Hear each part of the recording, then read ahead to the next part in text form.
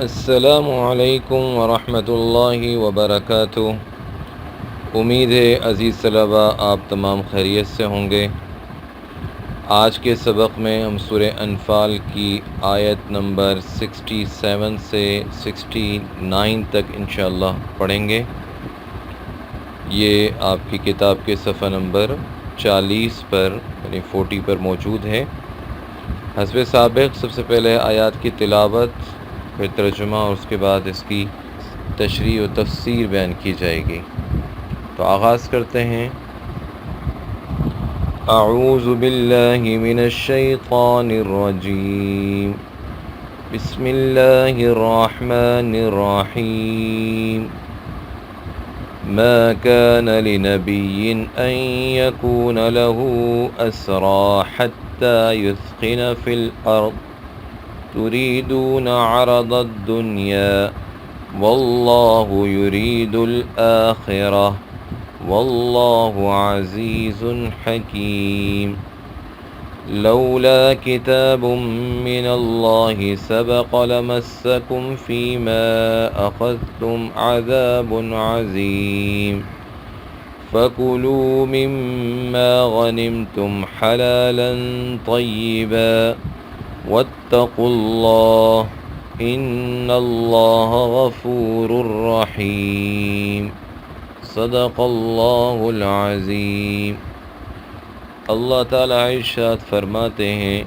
پیغمبر کو شایع نہیں کہ اس کے قبضے میں قیدی رہیں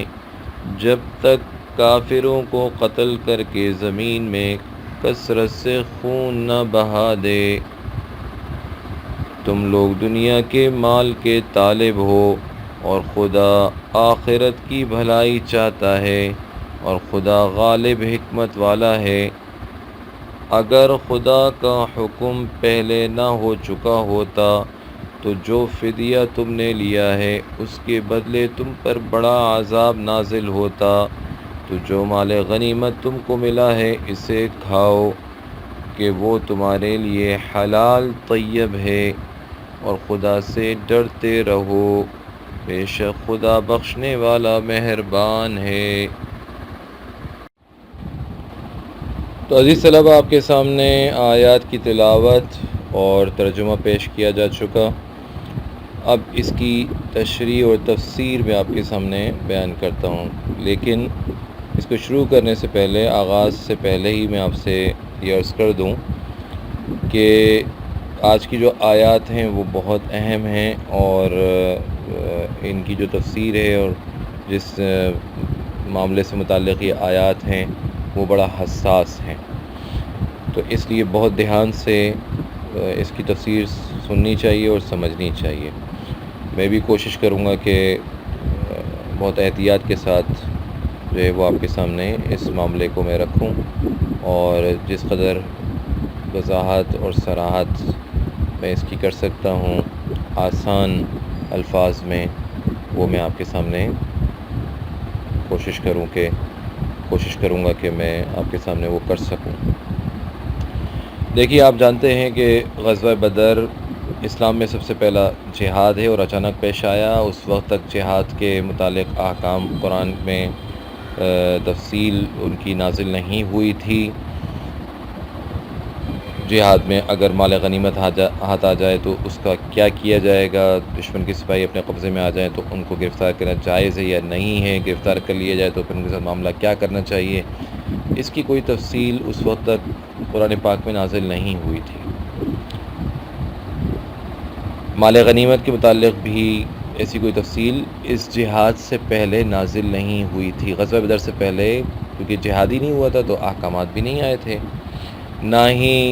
مال غنیمت جو ہے وہ حاصل ہوا تھا تو اس کے بھی احکامات نہیں آئے تھے، ایسے قیدی بھی نہیں پکڑے گئے تھے تو اس کے بھی متعلق احکامات نہیں آئے تھے۔ البتہ پچھلے جو گزشتہ جو انبیاء ہیں ان کی شریعتوں میں قانون یہ تھا کہ جو مال غنیمت مسلمانوں کو ملے گا اس کا استعمال کرنا ان کے لیے حلال نہیں تھا، بلکہ حکم یہ تھا کہ پورے مال غنیمت جمع کر کے کسی میدان میں رکھ دیا جائے، اور اللہ تعالیٰ کی طرف سے قانون یہ تھا کہ آسمان سے ایک آگ آتی اور سارے مال کو جلا کر خاک کر دیتی۔ اگر آسمان سے آگ آ جائے اور وہ سارے مال کو جلا کر یعنی مال غنیمت کو جلا کر خاک کر دے تو یہ علامت اس بات کی تھی کہ جہاد اللہ کے یہاں مقبول ہو گیا۔ اور اگر مال غنیمت کو جلانے کے لیے آسمانی آگ نہیں آتی اور وہ مال ایسے ہی پڑا رہتا تو یہ اس بات کی علامت تھی کہ اس جہاد میں کوئی کوتاہی رہ گئی ہے، جس کی وجہ سے اللہ تعالیٰ کے ہاں اللہ تعالیٰ کے نزدیک یہ جہاد مقبول نہیں ہوا۔ ٹھیک ہے عزیز طلبہ، یہ تو گزشتہ انبیاء کی شریعتوں میں یہ حکم مال غنیمت سے متعلق تھا۔ صحیح بخاری اور مسلم شریف کی روایت میں ہے کہ رسول اللہ صلی اللہ علیہ وسلم نے فرمایا کہ مجھے 5 چیزیں ایسی عطا کی گئی ہیں جو مجھ سے پہلے کسی نبی کو عطا نہیں ہوئی۔ ان میں سے ایک یہ بھی ہے کہ کفار سے حاصل ہونے والا مال غنیمت کسی کے لیے حلال نہیں تھا مگر امت مرحومہ کے لیے حلال کر دیا گیا۔ حضور اقدس صلی اللہ علیہ وسلم کے صدقے میں یہ مال غنیمت اس امت کے لیے حلال کیا گیا، لیکن یہ تو بعد میں حلال ہوا جیسے میں نے پہلے عرض کیا۔ لیکن جب یہ جہاد ہوا تھا یعنی غزوہ بدر ہوا تھا تو اس وقت تک کوئی حکم نہیں آیا تھا، اور غزوہ بدر کا جو واقعہ ہوا وہ بھی ظاہراً، ویسے تو اللہ تعالیٰ کے ہی سب چیزیں مقرر ہیں، ظاہراً ایک اتفاقی معاملہ تھا۔ حضور اقدس صلی اللہ علیہ وسلم اور صحابہ جو ہے وہ قافلے کو روکنے کے لیے نکلے تھے، قافلہ تو نکل گیا، اس کے مقابلے پہ ایک لشکر جرار آ گیا، 1000 کا مسلح لشکر آ گیا تیاری کے ساتھ، اس سے مقابلہ ہوا۔ مسلمان بے سر و سامانی کے عالم میں ہیں، اسلحہ نہیں ہے، کھانے پینے کی قلت ہے، یہ ساری چیزیں میدان بدر کا بھی وہ حصہ مسلمانوں کے حصے میں آیا جو کہ جنگی اعتبار سے اچھا نہیں تھا، لیکن اس کے باوجود یہ ساری چیزیں مسلمانوں کے خلاف ظاہراً نظر آ رہی ہیں، لیکن اس کے باوجود اللہ تعالیٰ نے مسلمانوں کو کامیابی عطا فرمائی۔ تو جب یہ کامیابی عطا فرمائی اور کفار میدان چھوڑ کے بھاگے تو وہ اپنا مال بھی چھوڑ کے بھاگے، مسلمانوں نے مال جمع کرنا شروع کیا اور اس پہ کچھ گفتگو بھی ہوئی، جیسے کہ بالکل سورہ انفال کے بالکل شروع میں ہم اس کو بیان کر چکے ہیں۔ تو اللہ تعالیٰ کے نزدیک صحابہ کا یہ عمل کوئی پسندیدہ عمل نہیں ٹھہرا کہ صحابہ نے اس مال کو جمع کرنے میں جلدی کی۔ اچھا، میں ایک بات یہاں پہ بہت ہی اہم عرض کر دوں آگے چلنے سے پہلے، کہ جو میں نے کہا نا کہ اللہ کے نزدیک کوئی صحابہ کا یہ عمل جو ہے پسندیدہ نہیں ٹھہرا، اور اللہ تعالیٰ نے اس پر یہ آیت ما کان للنبی ان یکن لہ اسریٰ یہ آیت نازل فرمائی۔ تو اس کی میں وضاحت کر دوں ساتھ ساتھ ہی کہ دیکھیے جو پیارے ہوتے ہیں نا، پیارے جو محبوب ہوتے ہیں، جو پسندیدہ ہوتے ہیں، جو پیارے ہوتے ہیں، ان کی چھوٹی سی بھی بات جو مرضی اور منشا کے خلاف ہو، طبیعت کے خلاف ہو، وہ پسند نہیں آتی اور اس پہ تنبیہ ہو جاتی ہے اور اس پہ تنبیہ کی جاتی ہے۔ یہ تنبیہ اس لیے کی جاتی ہے کہ ان کی تربیت کرنا مقصود ہوتا ہے، کہ ان کی تربیت ہو جائے اور ان کو اس مقام تک پہنچانا ہوتا ہے جو مقام اللہ تعالیٰ چاہتے ہیں کہ یہ مقام ان کو حاصل ہو جائے۔ اور دنیا میں بھی اصول یہی ہے کہ جو پیارا ہوتا ہے اس کی چھوٹی سی غلطی کو بھی چھوڑا نہیں جاتا، بلکہ اس پہ تنبیہ کی جاتی ہے، اس کی تربیت کی جاتی ہے، اس لیے کہ اس چھوٹی غلطی کو اگر چھوڑیں گے تو وہ کمی رہ جائے گی، تربیت کرنے والے اس کو نظر انداز نہیں کرتے۔ اس لیے کہ ان کو معلوم ہوتا ہے کہ اگر ہم اس کو چھوڑ دیں گے تو آئندہ اور مزید چھوٹی چھوٹی غلطیاں اور چھوٹتی جائیں گی، اور وہ نہیں چاہتے کہ جو ہمارا تربیت یافتہ ہو اس میں کوئی کمی رہ جائے، اس لیے وہ چھوٹی غلطی پر بھی تنبیہ کرتے ہیں۔ دیکھیے جیسے والدین ہوتے ہیں، والدین کی میں مثال دے رہا ہوں کہ والدین بہت ساری چیزیں سکھاتے ہیں، اور بعض اوقات کوئی چیز ایسی ہوتی ہے کہ جو بتائی نہیں گئی ہوتی، لیکن بچہ وہ غلطی توقع کے خلاف کر دیتا ہے، تو اس کو جو سمجھدار والدین ہوتے ہیں وہ اس کو یہ کہہ کے نہیں چھوڑ دیتے کہ بچہ ہے، بلکہ وہ اس کی تربیت کرتے ہیں۔ مثلا میں ایک مثال عرض کرتا ہوں، آپ بھی جب چھوٹے تھے اور ہم بھی جب چھوٹے تھے تو کوئی مہمان آ گئے یا ہم کہیں چلے گئے، آپ کہیں جاتے ہیں، کہیں رشتہ داروں میں جاتے ہیں، تو والدہ خصوصیت سے سمجھاتی ہیں کہ بیٹا مہمان آ جائیں تو کس طرح کھانا ہے، زیادہ نہیں کھانا ہے، یہ نہ ہو کہ کوئی چیز جو تھوڑی ہے وہ ہم شوق میں کھا جائیں، رغبت میں کھا جائیں، اور جو مہمان آئے ہوئے ہیں ان کو ملے ہی نہیں، یا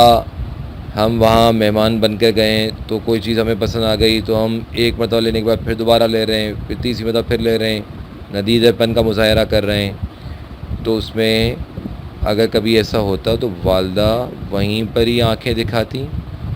اور اگر اس سے بھی سمجھ میں نہ آتی تو پھر بعد میں آ کر اس کی تنبیہ یا تو ڈانٹ ڈپٹ کے ذریعے سے، اور کبھی اس سے آگے آپ سمجھدار ہیں تو چھوڑا نہیں جاتا۔ تربیت جب کرنا مقصود ہوتا ہے تو یہ چھوٹی سی غلطی کو بھی چھوڑا نہیں جاتا۔ یا جیسے بعض بچوں کی عادت ہوتی ہے وہ چپ چپ کر کے کھانا کھاتے ہیں، تو والدین سکھاتے ہیں کہ بیٹا یہ، حالانکہ اب یہ بظاہر ایسی کوئی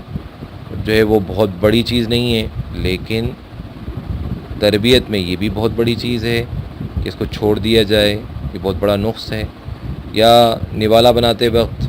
کہ کس طرح نوالا بنایا جاتا ہے، یا پانی کس طرح پیا جاتا ہے۔ اب میں یہ مثالیں بالکل ایسی دے رہا ہوں جو زندہ مثالیں، اسی پر آپ قیاس کر لیں کہ اللہ تعالیٰ نے صحابہ کی تربیت کرنی ہے تو ان کی معمولی سی بھی جو کمی ہے اس کو بھی اللہ تعالیٰ نے چھوڑا نہیں ہے، اس پہ تنبیہ کی، لیکن یہ تنبیہ عذاب کی نہیں ہے عزیز طلبہ، یہ ذہن میں رکھیے گا، یہ پیار کی تنبیہ ہے، اس لیے کہ اللہ تعالیٰ مسلمانوں سے اور مسلمانوں میں اس جماعت سے جو صحابہ کی جماعت کہلاتی ہے اس سے بہت زیادہ محبت کرتے ہیں، اس لیے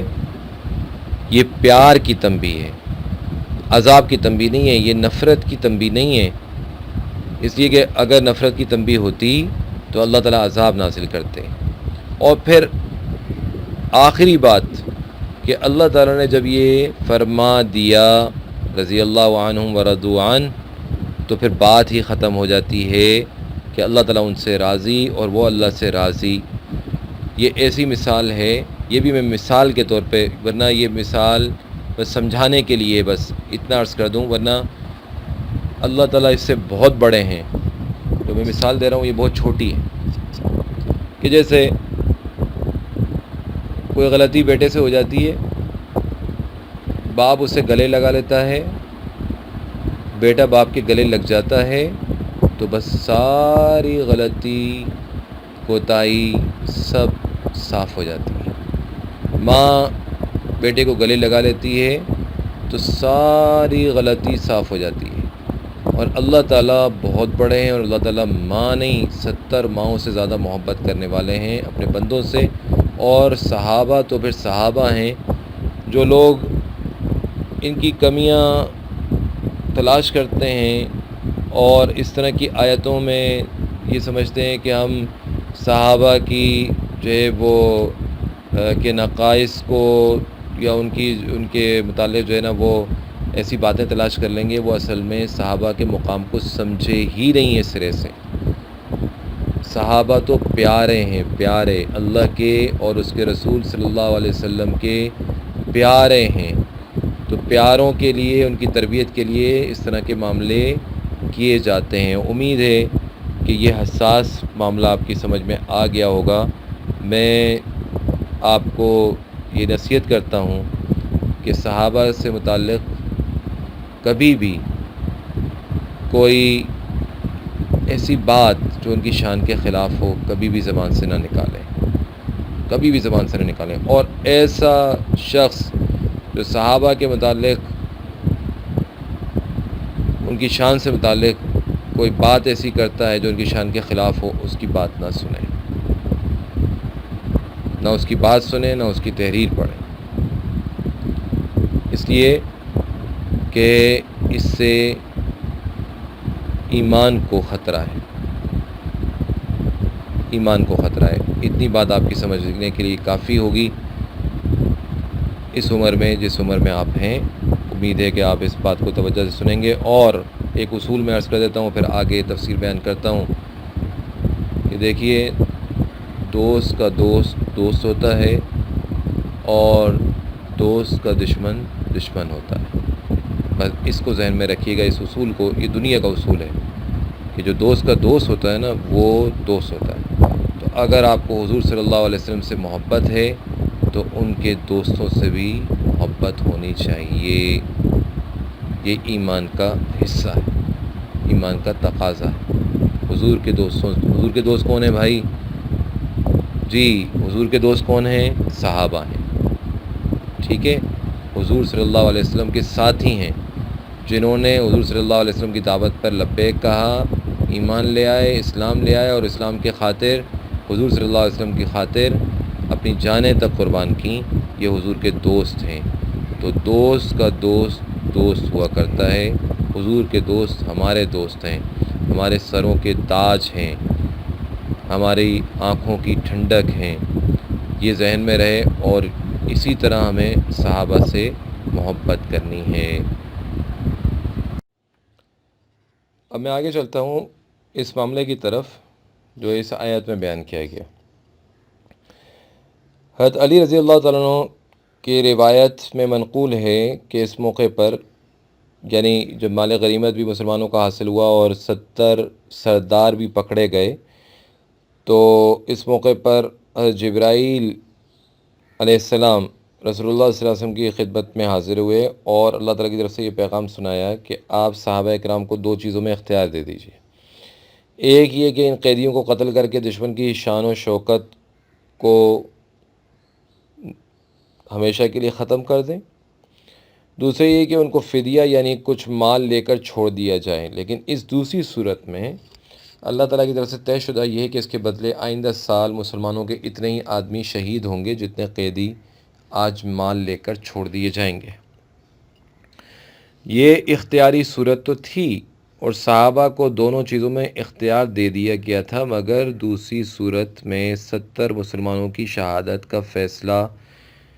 ذکر کرنے میں اس طرف ایک اشارہ بھی موجود تھا کہ اللہ کے نزدیک یہ صورت کچھ پسندیدہ نہیں ہے۔ صحابہ اکرام کے سامنے جب یہ دونوں صورتیں بطور اختیار کے پیش ہوئیں اور اللہ تعالیٰ کی طرف سے اختیار دے دیا گیا، تو بعض صحابہ اکرام کا خیال یہ ہوا کہ اگر ان لوگوں کو فدیہ لے کر چھوڑ دیا گیا تو بہت ممکن ہے کہ یہ سب یا بعض ان میں سے مسلمان ہو جائیں، جو اصل فائدہ ہے کہ یہ جہنم سے بچ کر جنت کی طرف چلے جائیں۔ دوسرا، بعض صحابہ کے دل میں یہ بھی خیال آیا کہ مسلمان اس وقت بہت تنگی کی حالت میں ہیں، تو اگر ان کا کچھ مالی فدیہ حاصل ہوگا تو اس سے مسلمانوں کو کچھ مالی معاونت ہو جائے گی، کچھ جو ہے وہ معاشی جو تنگی ہے وہ کچھ دور ہوگی۔ اب رہ گیا 70 مسلمانوں کا شہید ہونا، تو شہادت تو مسلمانوں کے لیے ناپسندیدہ عمل نہیں ہے، بلکہ مسلمان تو اس کو ایک نعمت سمجھتے ہیں، ایک سعادت سمجھتے ہیں، اور مسلمان تو خود اس کی تلاش میں ہیں اور صحابہ اس کی تلاش میں تھے کہ ہمیں جو ہے وہ ایسا موقع ملے جس میں ہم جو ہے اپنی جانیں قربان کر سکیں. تو ان کے لیے یہ تو ایک سعادت تھی، اس لیے اس سے گھبرانے کی کوئی بات نہیں تھی، اس لیے صحابہ نے اس کو اختیار کیا. جب یہ مشورہ ہوا تو حضرت ابو بکر صدیق رضی اللہ تعالیٰ عنہ اور اکثر صحابہ نے یہی رائے دی کہ ان کو فدیہ، ان مشرکین، یہ جو 70 مشرکین ہیں، ان کو فدیہ لے کر چھوڑا جائے. البتہ حضرت عمر رضی اللہ تعالیٰ عنہ اور ان کے حضرت سعد بن معاذ وغیرہ، یہ بعض چند صحابہ تھے جنہوں نے اس رائے سے اختلاف کیا اور یہ رائے دی کہ ان سب کو قتل کر دیا جائے. اب حضور اقدس صلی اللہ علیہ وسلم کے دو بڑے ساتھی ہیں، مشیر ہیں،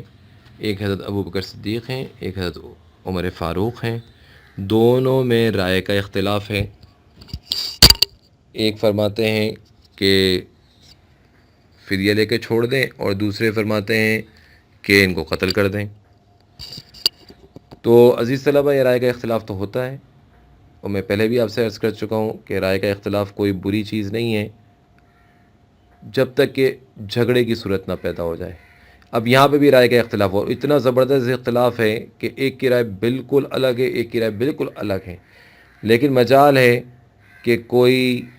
جھگڑا ہوا ہو، کوئی آپس میں جو ہے وہ بد کلامی ہوئی ہو، آپس میں تو تڑاق ہوئی ہو، ہر ایک نے اپنی رائے دی ہے اور فیصلہ حضور صلی اللہ علیہ وسلم نے فرمانا ہے. اور کوئی دل میں کوئی ایک دوسرے کے لیے نفرت نہیں ہے، ایک دوسرے کو نیچا دکھانے کی کوئی خواہش نہیں ہے، بلکہ ہر ایک نے اخلاص کے ساتھ اسلام کی سربلندی اور اس کے فائدے کے لیے رائے دی ہے. حضرت ابو بکر صدیق رضی اللہ تعالیٰ کا موقف اگر آپ دیکھیں تو ان کا موقف بھی یہی ہے اور ان کے دل میں بھی چاہت یہی ہے کہ اس سے یہ مسلمان ہو جائیں گے. ان میں سے سارے کے سارے ہو سکتا ہے مسلمان ہو جائیں، ہو سکتا ہے بعض مسلمان ہو جائیں، اس سے بھی فائدہ ہوگا، اور مال اگر آئے گا تو اس سے مسلمانوں کو فائدہ ہوگا. حضرت عمر رضی اللہ عنہ کی رائے کو دیکھیں تو ان کی رائے بھی اسلام کے فائدے کے لیے ہے کہ اگر یہ سارے مشرکین مارے جائیں گے تو مسلمانوں کی دھاک بیٹھ جائے گی، اسلام کا غلبہ جو ہے وہ نظر آئے گا، مسلمانوں کا رعب جو ہے وہ کفار پر بیٹھے گا، دور دور تک مسلمانوں کا رعب بیٹھ جائے گا، تو اس سے بھی مسلمانوں کو فائدہ ہوگا. دونوں کی رائے جو ہے وہ مسلمانوں کے فائدے کے لیے، اسلام کے فائدے کے لیے. اور حضور اقدس صلی اللہ علیہ وسلم نے فیصلہ فرمانا ہے، اور حضور اقدس صلی اللہ علیہ وسلم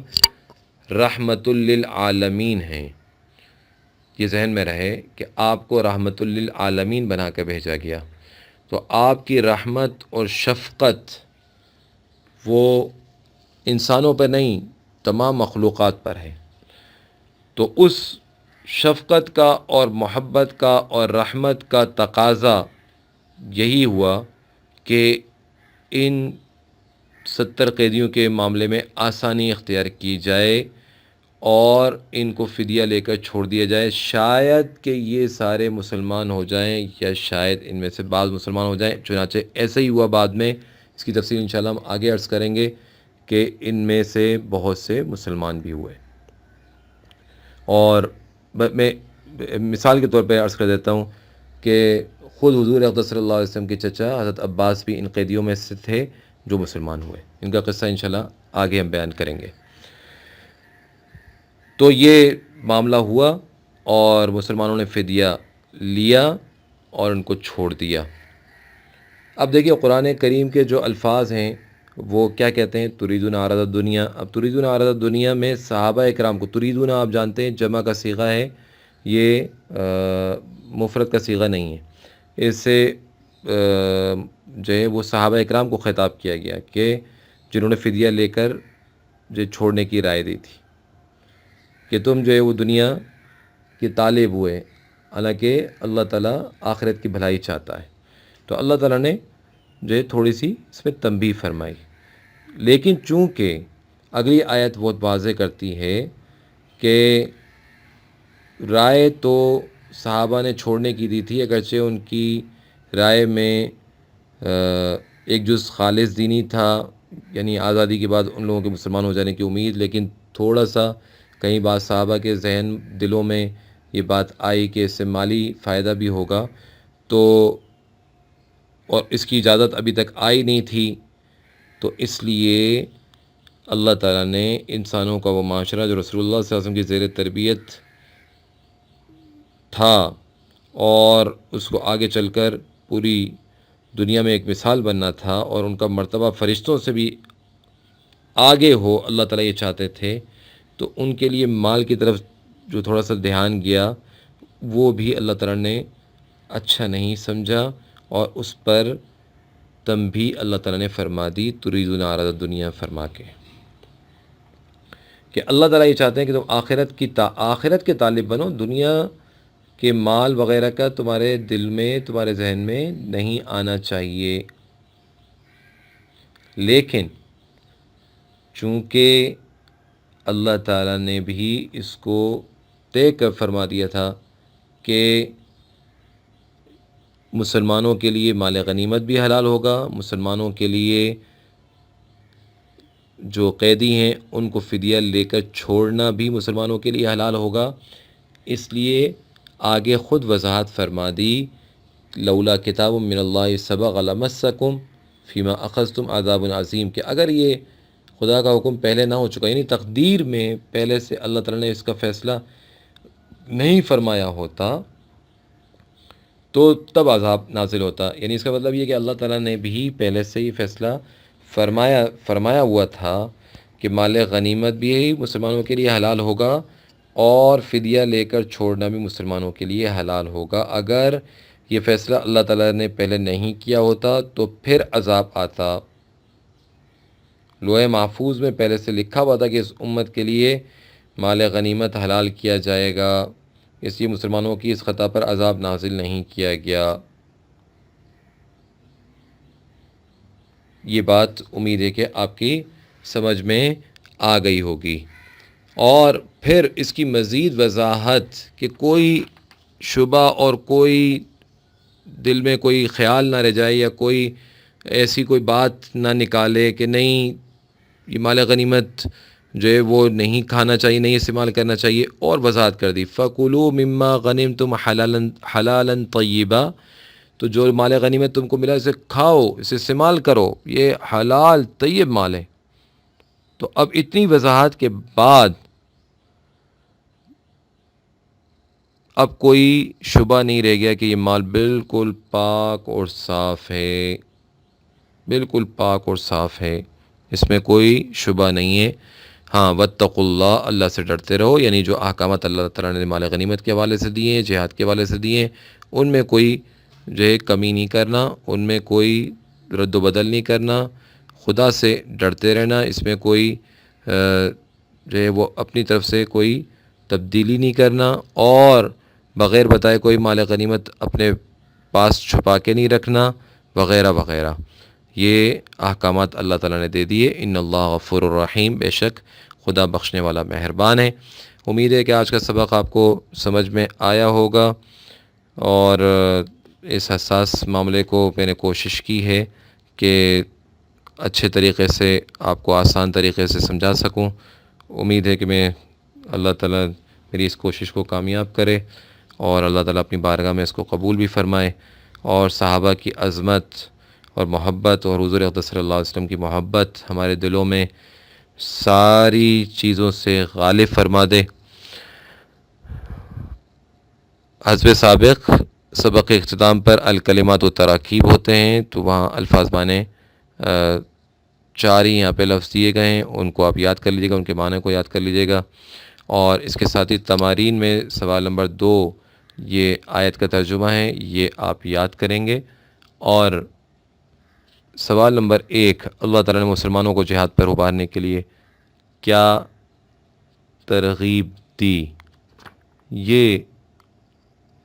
صفحہ نمبر